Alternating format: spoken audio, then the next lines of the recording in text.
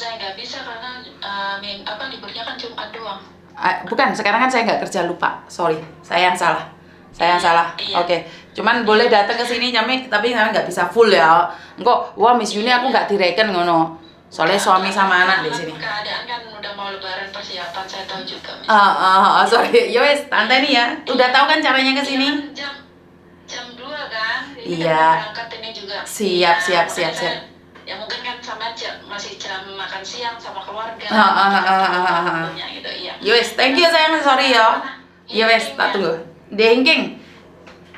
Oke. Ya, nanti kita ketemu di sana. Oke, siap. Sorry ya sayang ya, sorry. Oke, thank you. Yo, bye-bye. Ya, saya minta maaf karena saya sudah janjian, ternyata saya mengkhianati.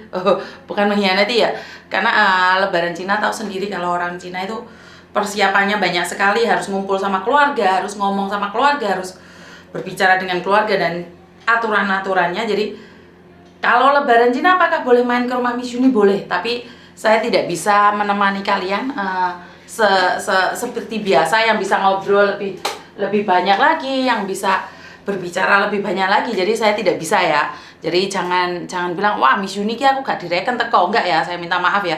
Bukan saya tidak mereken ya. Jadi Lebaran Cina ini apakah kalian boleh datang ke rumah saya? Boleh. Siapapun boleh datang ke rumah saya tanpa terkecuali. Karena saya membuka rumah ini buat siapapun. Tapi ingat, jangan rame. Itu pesan saya, karena mau tidak mau, suka tidak suka, ini adalah bukan tempat umum. Karena saya cari rumah singgah tidak dapat, karena saya langsung ngomong bahwa mau dibikin boarding house. Jadi tidak ada yang mengizinkan saya untuk membuka rumah singgah di mana yang semua ditatangi oleh para pekerja migran. Jadi itu sangat sulit sekali untuk mencari rumah singgah. Ini yang pertama. Dan yang kedua, buat teman-teman yang liburan yang pingin tetap main ke sini, apakah boleh? Boleh, nggak ada masalah. Apakah itu harus anaknya Miss Yuni sendiri? Tidak. Siapapun Anda boleh datang ke tempat saya kapanpun. Tapi ya itu, jaga kesopanan, jaga adat istiadat yang seharusnya kita tetap junjung tinggi. Ojo rame, terus lek nutup pintu, buka pintu ya dirapi no. Terus sepatu sandal lek naruh sing bagus, jangan sampai terjadi kehebohan yang dimana saya tidak inginkan itu. Karena apa? Ini adalah tempat privat, jadi bukan untuk tempat umum. Jadi saya tetap akan berusaha, kalau memang Tuhan memberikan jalan pada kita, tiba-tiba ada seseorang yang berbaik hati tiba-tiba bilang, Yun, ini ada rumah mau disewain buat tempat umum, boleh tuh disewa gitu, saya akan pasti ngambil. Jadi kita sama-sama berdoa, karena tidak ada yang tidak mungkin. Saya percaya ada orang-orang baik. Bahkan saya tuh ada banyak nih ya Mbak ya, ini sebenarnya apakah saya itu sedang menerima sumbangan atau enggak ya? Sebenarnya enggak perlu sumbangan. Ini yang kemarin buat Mbaknya itu makanan ini masih ada. Soalnya di hari pertama rumah ini dibuka nggak ada apa-apa sama sekali. Jadi sebentar, ada telepon masuk. Wai. Halo, assalamualaikum. Waalaikumsalam. Josan. Miss Yuni. Iya, ada yang bisa dibantu. Kabar selalu baik, terima kasih. Ada yang bisa dibantu? Ada. Apa itu? Begini. Maaf ya. Begini Miss Yuni. Saya salah satunya subscribe setia. Waduh, piye. Saya selalu pokoknya yo ketagihan, pokoknya tak kan anggar wis subscribe iku nek Miss Yuni itu ada konten baru selalu hadir teng, oh ini Miss Yuni tak delok tar, walaupun nyapa-nyapa tak sambil lah ngono. Oke, sampean tahu kan? Telinga satu sambil bekerja gitu loh. Oke, sampean tahu kan setiap kali telepon masuk ke saya secara langsung dan tidak langsung masuk di YouTube sama di Facebook. Jadi hati-hati, jangan pernah menyebut nama siapapun termasuk namamu sendiri, karena saya tidak ingin setelah viral minta take down. Oke, ini subscriber fanatik ini kayaknya ini. Gimana? Ada saran dan kritik? Dalam pripun ngeten niki ngeten ceritane kula nggih ajeng cerita nggak makan waktu lama lah begini. Ini mumpung ini ceritanya begini, Miss. Saya kan aku kan sudah jaga nenek sudah hampir 5 tahun lah ya, karena saya kontrak ketiga. Dan sebelum saya tanda tangan kontrak, saya berbicara dengan anaknya nenek, karena yang ngejeng saya kan nenek. yang tanda tangan juga nenek, yang ngambil saya nenek, dan yang gaji saya nenek gitu loh. Tapi di sini puji Tuhan, alhamdulillah ya Miss. Ya berkat Tuhan itu kita nggak duga-duga ya. Betul. Ternyata anaknya nenek ini ada yang baik, semua baik. Dia punya anak 3, anak 4, perempuan 1, yang laki-laki 3, dan yang 2 udah berkeluarga, dan kebetulan yang nomor pertama itu semua baik. Pokoknya semua baik dengan saya. Dan mungkin dia sudah menjiwai dan mengerti nenek, orang tuanya seperti apa. Saya cuma tinggal berdua sama nenek. Rumahnya kecil, cuma 400, dan itu saya nggak persoalkan lah, namanya orang tua saya tahu lah ya. Itu pokoknya terus majikan saya begitu saya masuk baru dapat 2 minggu, dia langsung panggil saya, kamu libur ya hari ini? Iya. Nah di situ kamu tolong kesini ya, Yamcha bersama kita orang gitu. Nanti tak Sherlock alamatnya. Di situ saya diinterogasi, ditanyain kamu gimana pengalaman kamu di mana, karena yang ngambil kamu kan nenek, kita nggak tahu, cuma dikabarin setelah kamu sudah kerja di tempatnya nenek gitu. Ya saya jujur sejujur-jujurnya, akhirnya alhamdulillah, karena saya sebelum kerja di sini saya dulu kerja di Hong Kong juga, dan di situ 2 kontrak kerja ya. Terus saya bukan jaga orang tua, saya bersih-bersih rumahnya 2.500, dan jujur lebih haus sampo lah. Nah, tapi di sini saya alhamdulillah doa saya dikabulkan sama Tuhan. Saya pengen jaga seorang tua, dan kalau bisa saya jangan direpotkan seperti ini lagi. Terjawablah doa itu. Akhirnya saya kerja di nenek ini, dan nenek ini yang ngambil saya nunggu visa di Indonesia, dan saya kembali ke sini. Akhirnya saya jaga dengan baik, dan saya bekerja lah. Terus akhirnya di sini baru dapat 2 minggu aja udah diinterogasi sama anak-anaknya. Di situ saya jujur sejujur-jujurnya, alhamdulillah. Ya udah gini ya, karena saya tahu posisi ibu saya, kamu tak kasih uang makan, tapi kamu nggak perlu ngomong sama ibu saya. Iya gitu. Kasihlah uang makan. Yang pertama saya dikasihnya 1 kontrak itu 1.100.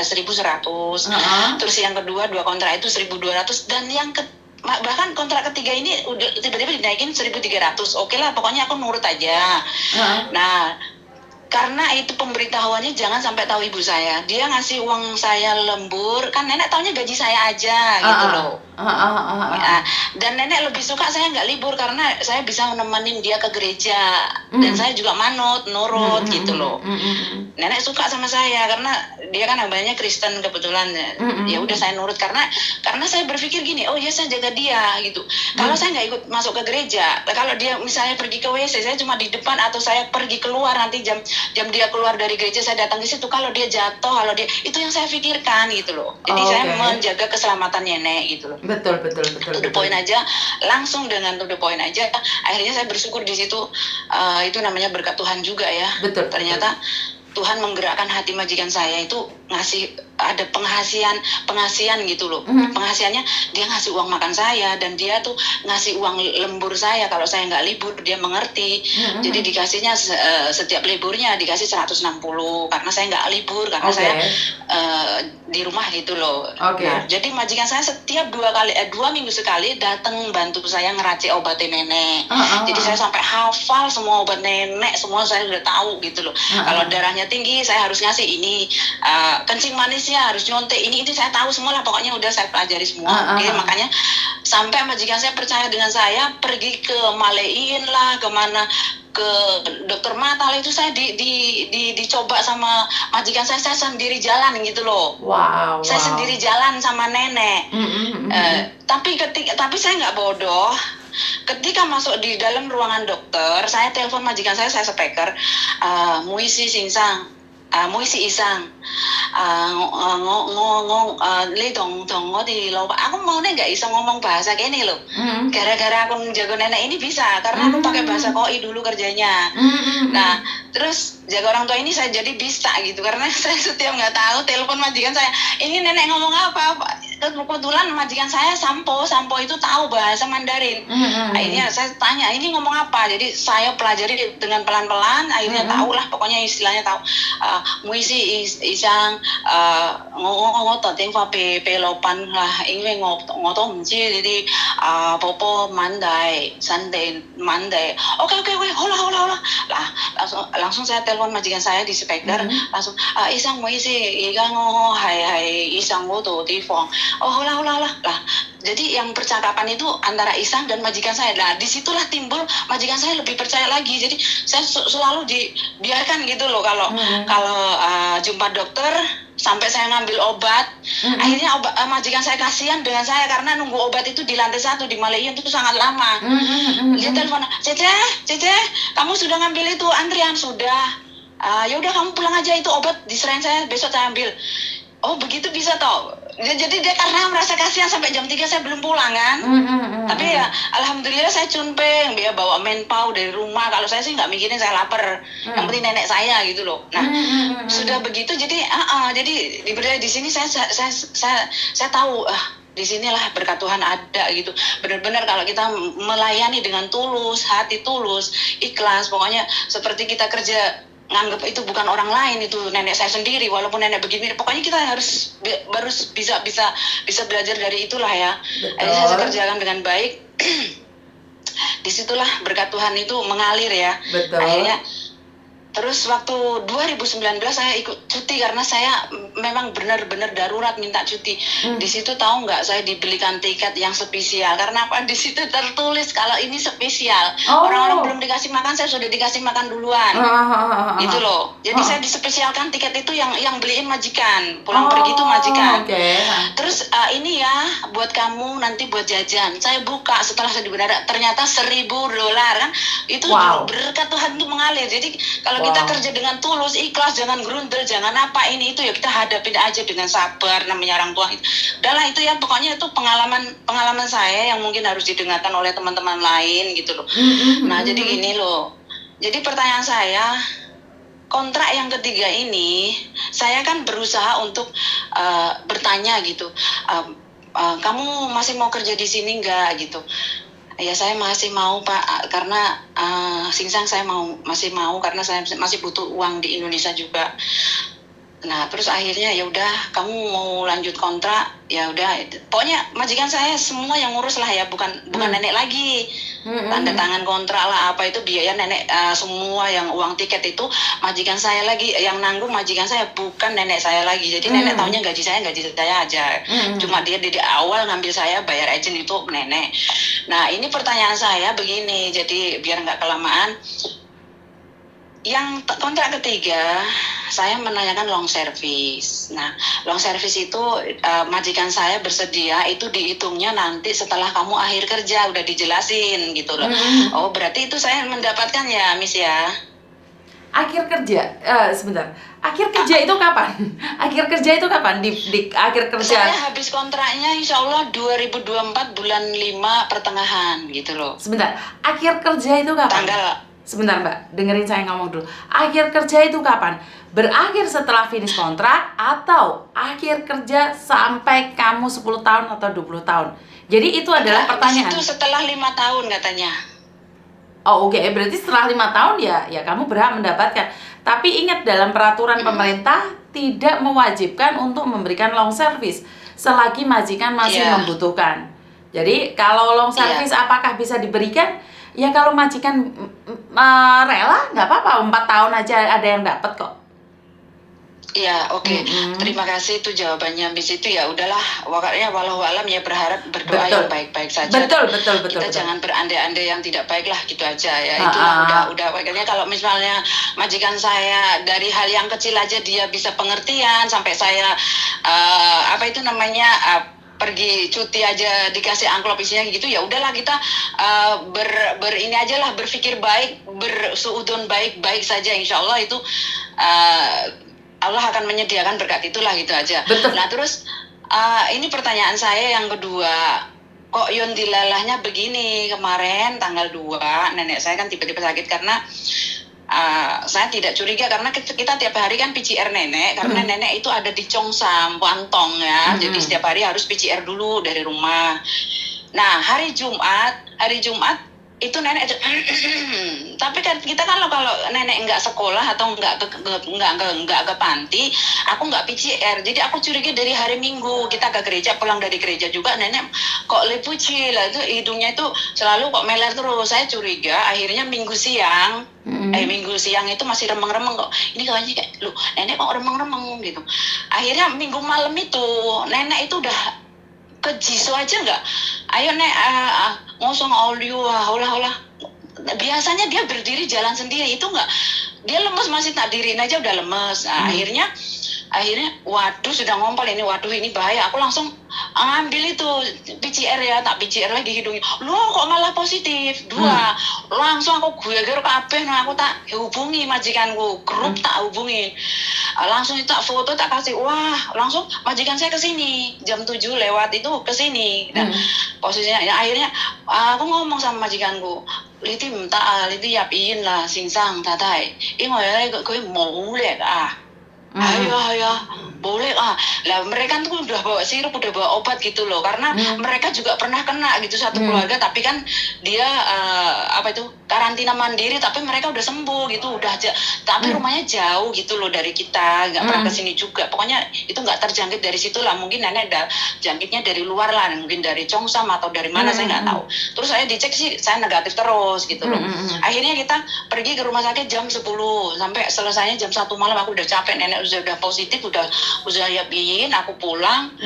Nah akhirnya berapa hari kemudian salah terjangkit gitu loh. Nah, tapi sekarang saya alhamdulillah sudah negatif, karena saya juga laporan ke pemerintah dan saya juga tak iseng, pokoknya is okay lah, aku sudah negatif, aku sudah is okay gitu lah. Nah pertanyaan saya, sampai sekarang nenek saya masih belum keluar dari rumah sakit karena COVID-nya sudah hilang, tapi kan namanya orang tua kan banyak penyakit.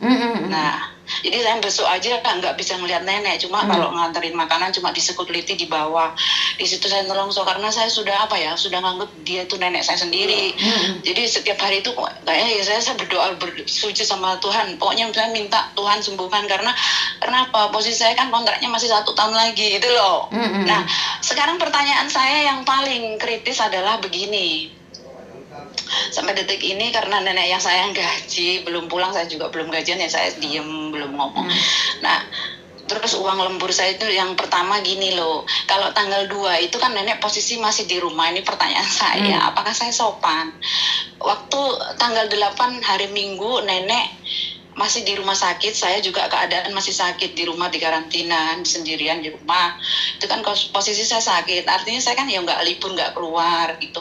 Terus yang tanggal 15 kemarin saya sudah negatif, tapi majikan saya yang perempuan ngomong, kamu jangan keluar dulu walaupun kamu udah negatif ya. Kamu jangan keluar belanja, pokoknya kamu tunggu 2 hari, 3 hari, 4 hari, kalau kamu masih negatif kamu boleh belanja keluar, mau itu kamu udah bebas, kamu nanti kapan-kapan tak bawa ke rumah sakit lihat nenek gitu kan. Oke, sekarang pertanyaan saya yang ketiga ini, maaf ya Miss ya, banyak banget, banyak ngomong, banyak pertanyaan.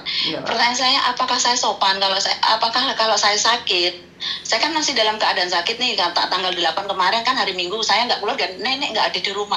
Apakah saya berhak mendapat uang lembur? Itu yang 8 itu saya nggak menanyakan karena majikan saya belum nemuin saya untuk menggaji uang lembur, uang makan, bahkan gaji saya belum dikasihkan. Itu pertanyaan saya, Miss. Ini tentang kemoralan ya, bukan peraturan ya. Dimana sebenarnya kalau secara moral majikanmu kan nggak ada di rumah dan kamu posisinya juga nggak kerja, kan juga nggak pantas kalau kamu minta uang lembur, bener tidak? Kecuali nggak berani kecuali majikanmu ada di rumah, kamu sakit tetap melayani, itu memang pantas. Tapi menurut cerita yang kamu berikan, majikanmu baik, saya rasa muigem kai kau loh. Paham nggak maksudku? Jadi kamu yang menanyakan kayaknya nggak etis banget loh. Kamu yang sakit, kamu sendiri, nggak ada orang di rumah, masih minta gaji lembur lagi, kan aneh. Karena gini loh Mbak, orang Hongkong itu sangat aneh. Ini yang saya rasakan. Jika kamu perhitungan dengan saya, aku akan perhitungan lebih dari kamu. Le tong aku hou kai kau, wi tong le hou kai kau. Itu mereka. Jadi kamu perhitungan, saya perhitungan. Tapi kamu bilang,先生我都唔返工，婆婆都唔喺屋企，你都俾我多謝你ya. Tapi nggak diberi, karena kamu tahu porsi kamu tidak bekerja. Kecuali nenek di rumah dan kamu sakit tetap bekerja, itu wajib menanyakan. Tapi ini adalah keikhlasan, bener nggak? Ini hanyalah keikhlasan saja. Tapi kalau memang majikanmu baik, saya pribadi, 姐姐ku好聽話，乜都唔理，我會俾你多啲，冇所謂. Tapi sekali kamu perhitungan sama saya, itu nggak tahu orang sini tuh nancep banget di hati. Jadi suami saya juga seperti itu sama cecenya itu. Saya sudah lupa, saya sebagai perempuan itu selalu marah. Tapi habis marah saya lupa. Tapi laki-laki suami saya itu dipendem. Wah, gitu hegam yang itu cong hegam. Paham nggak maksud saya? Jadi lebih baik kalau saya pribadi tentang kemoralan ya, saya berbicara tentang kemoralan. Tahu diri lah, nggak kerja, baik di rumah sakit, masa minta gaji? Lah, kalau dikasih syukur alhamdulillah, bener nggak? Lah ini kan saya cuman ini minta saran. Aku juga enggak, ya saya enggak segitunya lah. Maksudnya ya cuman menanyakan gitu. Iya kan, sama nanyakan pertimbangan gitu. Kalau enggak ya saya enggak berani. Pokoknya saya terserah majikan saya, nanti kalau kesini hitung-hitungan maunya gimana ya tak turuti gitu aja loh. Iya, sama kan cuma minta pertimbangan saja. Bener nggak? Dan di sini luar biasanya majikan saya ya, saya nggak memuji ini kenyataan sih. Waktu itu tanggal 16 sudah dikasih yang bulan kemarin, kok ini bulan ini tanggal 16 masih tercatat lah. Terus saya genah-genah kan, malah majikan saya lupa. Lah, Sinsa mau isi ya, liti mau kau coba kami yo.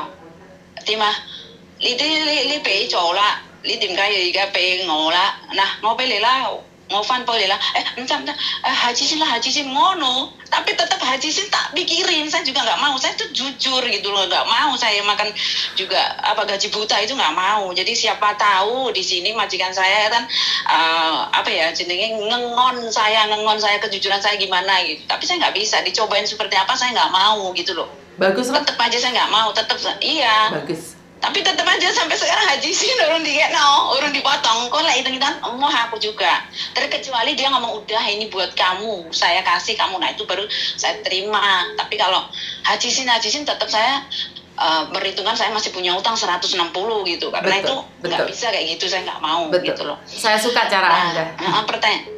Lah di sini kan saya kemarin itu sampai begini loh Mi, sampai saya bingung. Ya Allah, apakah iki lek itu rezekiku kepiye yo ngono sampai. Tapi aku agak tenang karena di sini maaf ya Miss ya. Saya juga punya Miss Yuni ya, di sini saya bersyukur banget ya. Miss Yuni itu memang dikirim sama Tuhan gitu, menjadi berkat buat kita semua ya, menolong kita semua lah. Sungguh luar biasa. Semoga keluarga Miss selalu diberkati Tuhan. Amin. Dengan luar biasa, dikasih damai sejahtera, dikasih kesuksesan dalam keluarga. Amin. Pokoknya semuanya lah doa yang terbaik buat keluarga Miss Yuni, karena Miss Yuni juga banyak berkorban untuk kami ya, berkorban tenaga, pikiran, bahkan mengasihkan motivasi baik, ilmu yang baik. Kami yang tidak tahu jadi tahu gitu loh. Jadi kita nggak merasa gimana bertanya ini begitu.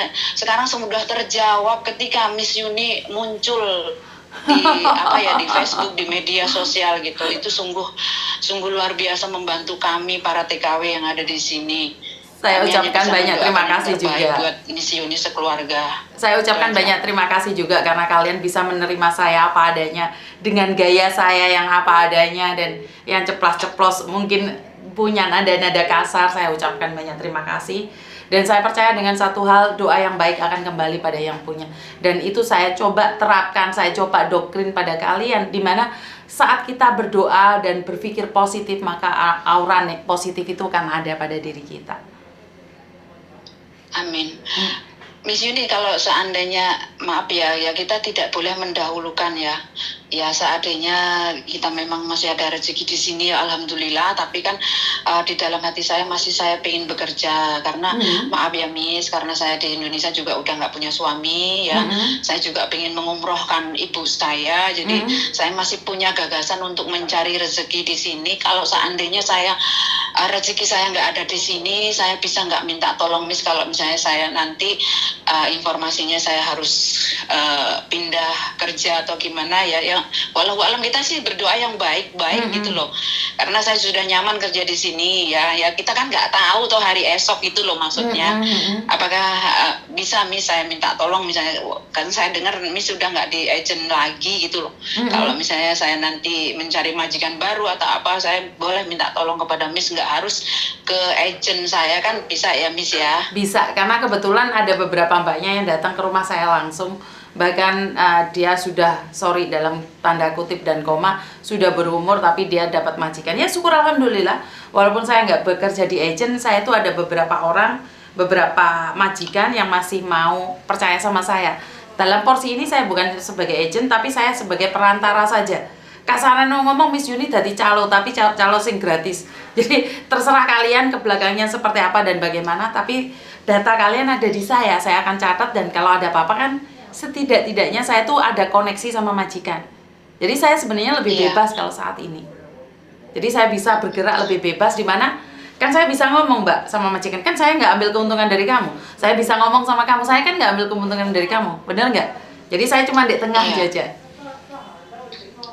Ya, dan kemarin kan saya selalu mengikuti sih, jadi kemarin saya juga sudah simpan itu tentang apa itu namanya Sherlocknya tempatnya Miss, sudah saya, jadi saya sudah siap-siap lah, maksudnya dalam hal saya sudah tidak ini ya, dengan adanya Miss Yuni muncul di permukaan media sosial ini sangat membantu kita, jadi nggak bertanya-tanya lagi, apalagi yang kayak saya nggak pernah libur ya kan, jadi aku nanti gimana ya, ini gimana ya, sekarang saya udah nggak gimana-gimana, saya tetap tenang, ikhlas, ya udah kita ikuti alur aja gitu. Yang penting kita nurut dengan peraturan yang ada di sini gitu. Kita mau ngapain itu sudah ada petunjuknya. Yang penting kita bener aja di jalan Tuhan gitu loh. Amin. Itu aja sih Miss. Terima kasih, dan saya tunggu kehadiran sampean di rumah saya. Terima kasih sekali. Matur nuwun. Ya udah begitu aja Miss, saya saya bersyukur alhamdulillah kok ya iso iki mau nelpon Miss Yuni, jadi terjadi ya telepon tapi ya nggak diangkat. Soalnya yang telepon banyak sekali, saya minta maaf. Ini dina apa ya, dina Jumat. Jumat Agung.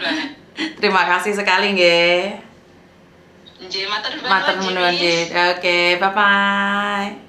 Bye bye, assalamualaikum. Waalaikumsalam. Syukur alhamdulillah jika memang suara saya ini didengar oleh banyak orang. Syukur alhamdulillah jika konten-konten saya ini bermanfaat bagi masyarakat luas, dan syukur alhamdulillah dimana apa yang saya berikan itu bisa dipakai oleh kalian semua. Dan ini adalah tujuan saya dari awal, bukan untuk mencari viewer, bukan untuk mencari follower, tapi mencari orang-orang yang membutuhkan seseorang untuk menemani. Wah, Kak Sarani ngomong. Jadi kalau dibilang Miss Yuni bisa memberikan solusi, enggak juga sih. Saya tidak mengatakan bahwa saya ini super hebat, super kuat, super apa.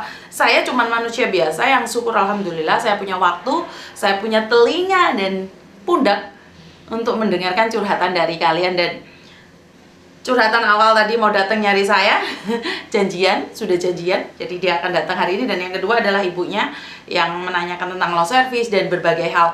Dimana gini loh Mbak, porsi saya sebagai pendengar, dan saya tidak perlu mencari kebenaran. Dan dari beberapa orang mengatakan kenapa tidak diberikan dua belah pihak untuk hadir lah. Saya dua-duanya ini tidak tahu.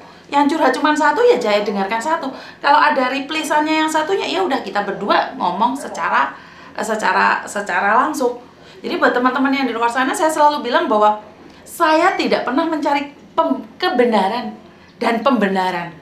Saya hanya mendengarkan curhatan kalian, baik itu benar atau salah, saya akan tetap mendengarkan. Dan satu hal, saya selalu punya prinsip, benar aja belum tentu bijak. Karena itu saya cuma jadi pendengar.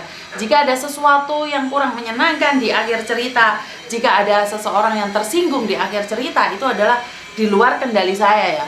Jadi kalau ada yang bilang, Miss Yuni gimana, kenapa nggak cari konfirmasi dulu loh? Porsi saya ini sebagai apa? Dan podcast saya, konten-konten saya ini selalu saya katakan bahwa jangan pernah menyebut nama siapapun, termasuk namamu sendiri, karena saya tidak ingin setelah viral kalian minta take down. Artinya adalah saya hanya mendengarkan satu pihak. Jika ada dua pihak yang datang, seperti yang kemarin tentang penipuan itu, buat masnya yang kalau memang merasa namanya dicemarkan, datang aja ke tempat saya dan kita konfirmasi. Dan buat mbaknya yang sudah menyebarkan informasi itu, kalau ingin dibersihkan namanya, sekali lagi datang dan temuin saya. Jadi kita show up. Kalau memang itu job itu ada, saya bantu promosi gratis. Benar nggak? Jadi di podcast saya ini banyak orang sudah mendengarkan. Kalau memang benar, seperti Yorpe ya, seperti Yorpe itu peminatnya banyak dan nambah. Apakah saya dapat keuntungan dari Yorpe? Tidak. Anda bisa konfirmasi sama Yorpe, karena kebetulan saya adalah pemakai Yorpe. Jadi saya tahu daripada Mbok Paijem, Mbak Markona, Mbok Pri, ate mantu aku masih merepotkan ibuku, ya lebih baik aku ngomong, Bu, nomor rekeningnya dia berapa, tak kirimin sendiri. Bener nggak? Jadi ini cara saya. Jadi saya bukan karena butuh endorsement atau enggak gitu loh. Ini Yorpe memang punyanya anak bangsa dan bagus, saya akan bantu. Dan yang lainnya kalau memang ada yang lebih bagus lagi, kita coba promosikan gitu ya. Jadi buat teman-teman di luar sana, di sini konten saya tidak ingin menjatuhkan siapapun. Tidak ada maksud seperti itu. Itu aja dari saya, kurang lebihnya saya minta maaf, dan wassalamualaikum warahmatullahi wabarakatuh. Berkat Tuhan mengalir atas hidup kita semua, semoga semua makhluk hidup bahagia dan bye-bye.